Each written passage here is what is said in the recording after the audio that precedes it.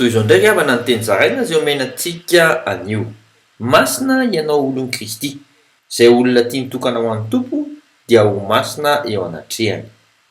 Araka ny voasoratra ao amin'ny Omeria 9:9 amin'ny anaran'i Jesosy hoe amin'ny andro fitokanany rehetra dia ho masina ho an'i Jehova izy.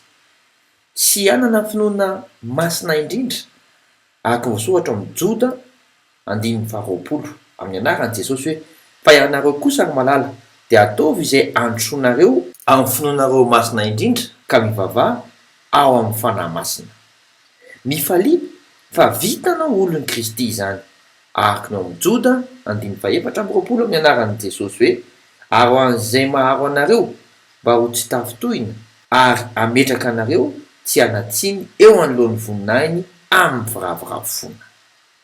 Sahy mampiasa ny herin'ny fahamasinan'ilay tomponao. Mandra-pioana tompoko.